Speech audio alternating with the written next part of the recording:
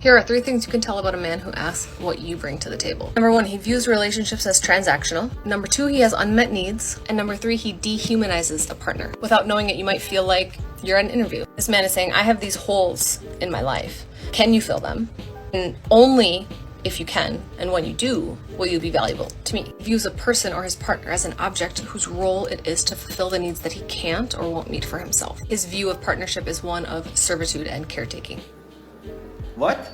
Alright then, so nothing. Only women who feign offense at the table question bring absolutely nothing to the table. Women who can actually add value onto a self-respecting man's life have no need to be asked the table question because they already bring their qualities with them. Kindness, warmth, the occasional back rub, and their grandma's pot roast recipe that she swore a blood oath to take to her grave. If your plugged up dookie tunnel is hurting upon hearing this question, it just proves what we already know. You're gonna expect this man to hand you a life you feel like you deserve on a silver platter, and in exchange you'll reward him with some unenthusiastic playtime with your festered lard tunnel of abandoned hope, which is overrated, overused, and overvalued. And your ego is so massive that you think that this counts as bringing something to the table. Well, spoiler alert, sister. It's not. Okay, so number 1, think about this like moving money from one bank account into another. Relationship hasn't already begun, but the underlying assumption is that the woman is already indebted to this man, that she has to earn his effort, participation, and contribution. He's saying, I will only do for you once you have done X, Y, and Z for me. You are indebted to me, and you have to do before I will reciprocate. And a man might not directly say these words, but you will pick up on the undertone. This man also has the underlying agenda of keeping score. Tit for tat. He keeps tabs because he is inherently selfish and self-serving. This is also the man who feels inconvenienced when you're sick. He has to go out of his way to do for you. He'll make excuses for not doing something by justifying, well, I've already done X, Y, Z. Wrong! Yeah, you got it backwards there, Butterscotch for Brains. You expect that man to pay exorbitant amounts of money on each and every date. You expect him to take you out to dinner, buy you drinks, pay for your Ubers, and all you feel like you have to do is show up pretty. But all you really do is just show up. Well, that and stuff your face with free food, and this man has to prove everything to you. All of those arbitrary boxes you've created thanks to your decades and a half worth of blundered attempts at trying to baby trap Chad, and you're doing nothing to prove your worth or value to this man at all. That's because we both know you're completely worthless when it comes to romantic pair bonding. And if you were capable, you wouldn't feel the need to give this pathetic attempt at a gender studies thesis to pretend to sound like you're being intelligent when you're trying to justify not paying for your own dinner dates. Number 2, there are unmet needs. If a man is financially responsible, if he takes care of his emotional, mental, physical health, if he has hobbies, if he has good relationships with friends and family, his cup is already full. He won't place the burden of filling his own cup on his partner. He'll simply want to enjoy a woman's company. He'll want to add to a woman's life because his cup is already full and he has extra to give. If the unmet need is to feel powerful or in control, or if a man can't emotionally regulate, or if he can't or doesn't want to perform basic necessary tasks of living, right? Cooking and cleaning, he'll look to a partner to perform all that emotional and physical labor. This man also feels entitled to have certain things done for him. He views emotional and domestic labor as beneath him, not in the job description for him. Speak for yourself, moron. Oh my god, that is funny! Let me drop a little knowledge on you, woman. If a man is financially stable, in a good place emotionally, has hobbies, and has a full cup, as you so poetically put it, then what good are you? If a man reaches that point and brings a woman into his life, that is because she is adding something more. Like I said, it's peace, back rubs, and her Aunt Carlita's beef barley soup that kept the OSS agents in her grandmother's basement alive long enough to take down Colonel von Wulstag before he could get the V2 rocket plans to Berlin. Let's not mince words here. You are the one expecting him to fill the holes, none of which are your aforementioned orifices of dread, mind you. You'll expect him to either deal with or heal your trauma, pay your debts, and lock him into a government-recognized financial union with which you can break at any time for almost all of his assets. Which begs the question, why in the name of the incredibly good credit score of the intergalactic space guy Quoblachord, all hail, would he want that when he can live a perfectly content life on his own? And the root of this entitlement is the illusion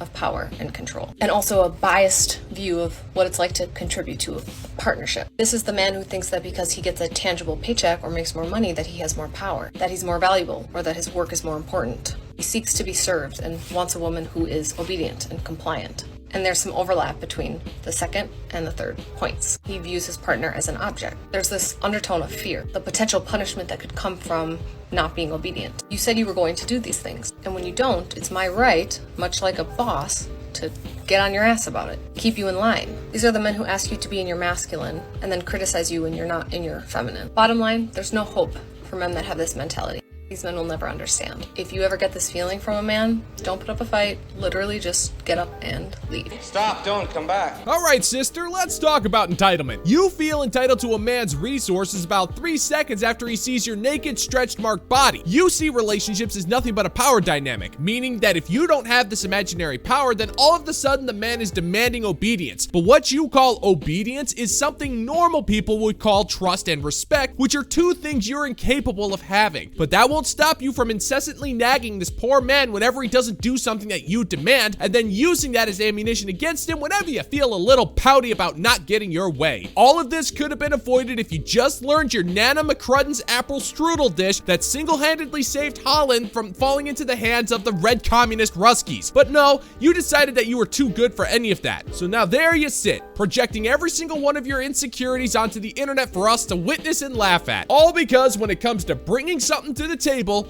you bring nothing! Absolutely nothing! Stupid! You're so stupid! Women in their 40s who get divorces and kind of change their life and switch gears, and they're being accused of having a midlife crisis, no. They are returning to who their feral little heart always would have been had the world not kind of pushed and shoved them into this box. We kind of follow the path and do everything that's right and be a good girl and marry somebody and have kids and all these things. And then you realize, okay, but when does life get fulfilling for me? What has that got to do with it? Woman, you have literally described your life as a midlife crisis. It's when a person reaches middle age and starts freaking out and tries to prove that they're not getting older and crustier. So they make a bunch of embarrassing and needlessly drastic decisions to try and prove to themselves and to the world that they're still young at heart. Typically, your average 45-year-old overweight dude will buy himself a toupee and either a motorcycle or a Lamborghini, start dating a 22-year-old spiritual advisor, and get some type of cursive tattoo of an out-of-context Shakespeare quote on his left arm. But you're a woman. Tattoos notwithstanding, your midlife crisis is going to be going out and finding as many men to treat your dusty hell chasm of excruciating sadness like an overworked oil rig. And then you'll turn around and blame society because you refuse to live in a world where you are responsible for your own decisions. Because I kind of felt, washed away in my younger years, and now in my adult years, all I do is for other people, like, what the fuck? And you kind of wake up and realize, wait a minute, it's now or never. I better take life by the horns and start doing something, or I'm just always gonna have existed for nothing. So exactly why you notice you never see trad wives in their 40s advocating for that life. And you can discredit this by calling me whatever you want, bitter, jealous, old, gray, blah, blah, blah. This is just one woman with some experience trying to shed light to some other women, because I wish somebody would have told me this. Day and night she talks. Each word more useless than the next.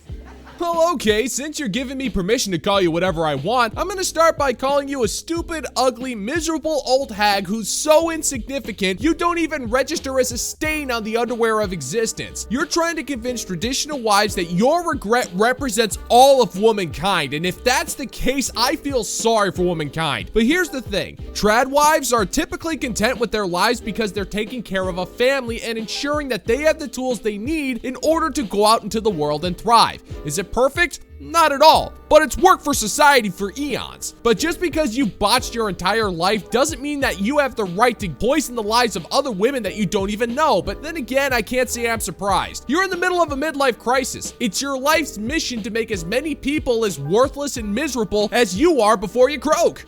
I know that not every young girl out there is naive and stupid and like, I can't wait to serve some man. I know there's some young women, some people out there that are like, man, what could make me happy? And I'm just trying to share some perspective, because life does get great, and it's not as scary as people would have you believe. So yeah, the trad wife life. It does nothing but serve other people, and you f***ing matter too.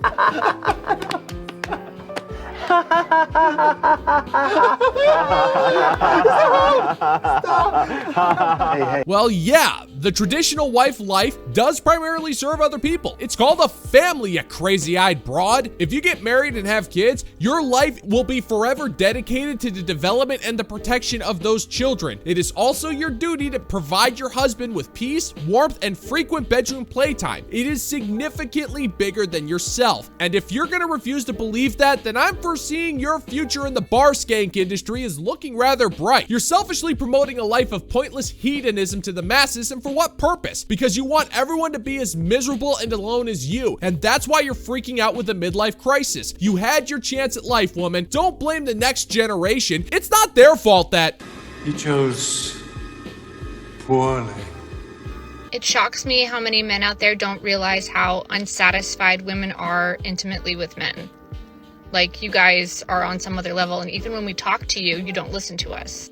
So let me put it in a way that you can understand and keep it real PG for TikTok here, because that's how it has to be. So imagine you want to make pancakes with your partner, okay?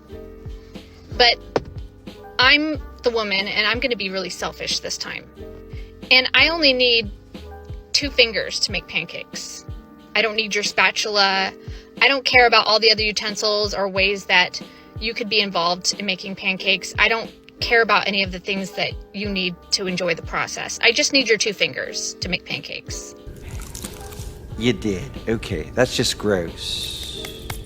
Yeah, salty. Here's a fun little tidbit. I wasn't always an intergalactic bounty hunter. There was a time where I worked in an intergalactic space diner as a short order cook. And I'll tell you, it's not a good idea to try to make pancakes with your fingers, let alone 2. It's not just a safety hazard which requires an indiscriminate amount of burn ointment, it's also just a sanitary thing. If you're putting your fingers in pancakes and not taking anybody else into consideration, all you're doing is ruining everybody's breakfast when they see you using fingers to make pancakes. All it's gonna do is make them throw up all over you. And you probably should have thought about this before trying to make pancakes with a bunch of other cooks, because the more pancakes you make with these guys, the less they're gonna respect your pancake abilities, because after a while, you're gonna be making unenthusiastic pancakes. And that's just about as good as no pancakes at all.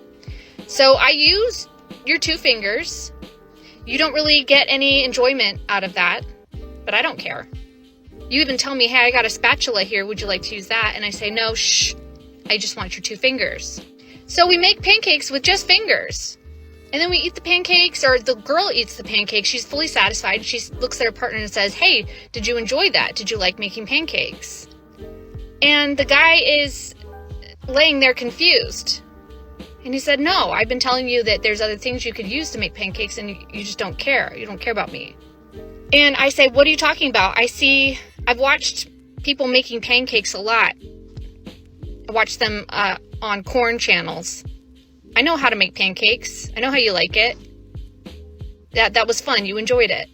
You've never had anybody give you the Aunt Jemima treatment. All right, hold up. I'm kind of confused here. Who's making the pancakes? Is it you or the other guy? Whose fingers are being used to make what pancakes? I mean, don't get me wrong. I agree with you. Nobody should be going to the hub of corn for any reason, let alone finding pancake recipes. Even if that particular peddler of societal filth had a video on making some bomb-ass pancakes, I wouldn't want them because it sounds unsanitary, because you're talking about multiple fingers to use pancakes. You've said pancakes so many times that the word has lost all meaning. So I'm not sure who has pancakes, where the pancakes are, what the pancakes are doing, or why you're trying to ruin pancakes for us normal, decent, law-abiding folk. I swear, woman, if you ruin maple syrup for me in this rant, I am going to snap. Like, you get there's really no feeling in your fingers, is there? Just when you wonder what it's like for a woman, envision only being able to make pancakes with your fingers. And that's it. That's all you get. Bye. Have a nice day. And if you don't understand in this life, you will in the next as a woman. But I will say the only time that pancakes is enjoyable is if you have a very large spatula. And even then, she may not finish and eat pancakes. Ew. What a mess. Ew. Ew. Ew. Sure, why not? I'm not surprised by that. Your preference for spatulas is about as stupid as your pancake metaphor. Let me fix it for you. Here's the problem, woman. You've put your fingers in too many pancakes. Outside of all the diseases you got from the irresponsible amount of batter you've ingested, you've also made it impossible for men to be able to satisfy your immoral craving for said pancakes because you've tasted far too many of them. Let's say you meet a decent guy, things go well, and he ends up serving you some pancakes. They're not going to be the kind you like. You're going to sit there pouty, unhappy, and unsatisfied because that man's pancakes aren't massive, preferably dark, and ready to fill your hollow void with all sorts of creamy goodness. So he's sitting there completely bewildered why you're so unhappy with his pancakes because it hasn't dawned upon him yet that he's not serving pancakes to a decent self-respecting woman. He is sharing his breakfast nook with a full-on ungrateful pancake prostitute.